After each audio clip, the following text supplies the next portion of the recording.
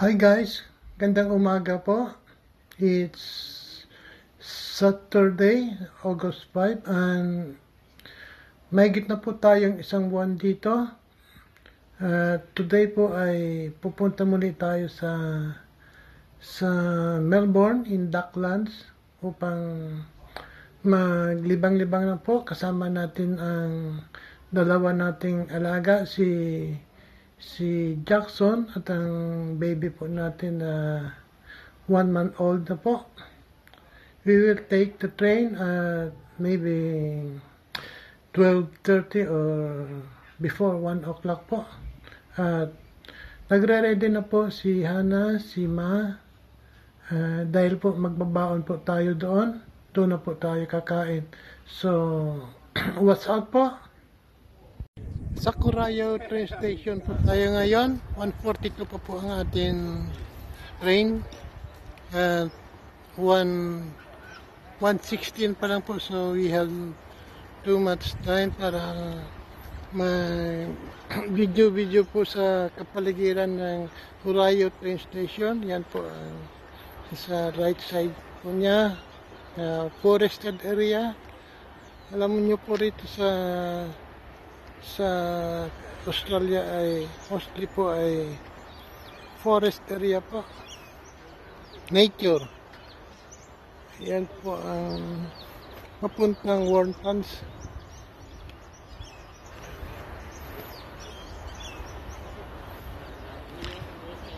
Yan po ang side na yan ay refinery complex po yan. Makikita po natin ay may mga tangke po ng yan po, may mga tangke po ng oil. Diyan po ini-stock ang mga finished product ng refinery. Yan po, tangke po ng oil. Yan po mga boys ng Australia papuntang Warnton po. Warnton. Yan po ang papuntang Warnton na train at 1:22 PM. Ang sa atin po ay 1:42 pa. Papuntang Southern Cross. So wait lang po tayo na mga ilang minutos po. So, bye-bye. Train going to Warnton.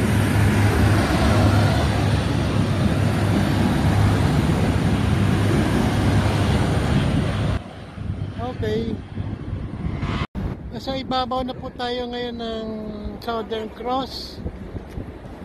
Papunta po tayo ng Docklands. Lalakarin lang po natin. Yan po si na AJ, si na Ma na nagpe-prepare po. Jackson.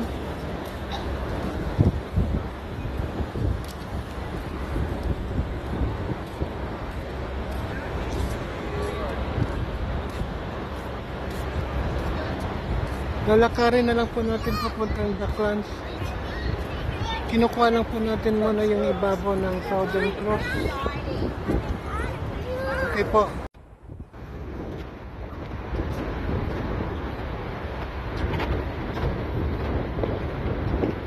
Kuhan po natin yung right side ng Southern Cross. Yan po.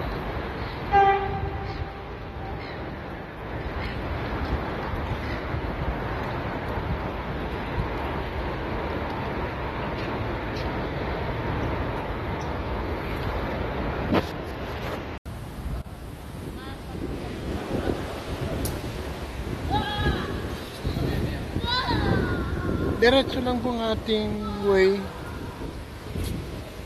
papuntang Docklands, wherein there will be family events doon.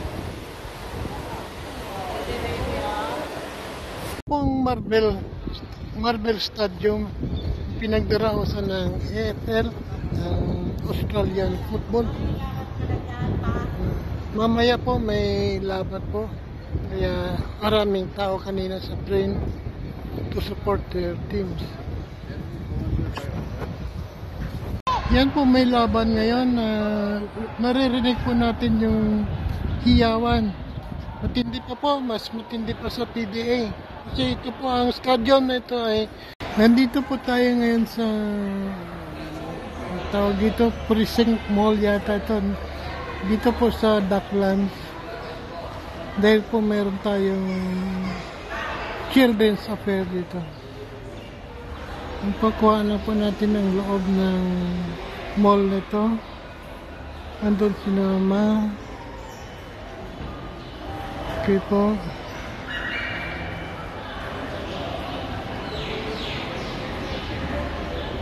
Nandito po tayo ngayon sa may malaking Ferris wheel. Nakalimutan ko yung tawag dito. Yan po siya. Ngayon po ay hindi po siya operational, maybe under maintenance po siya. Yan po ang big Ferris wheel dito sa Docklands.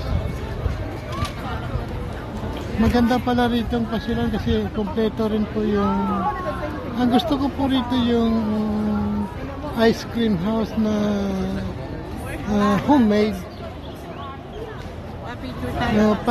$5 po, sandali lang. Yan po ang they are famous for ice cream dito.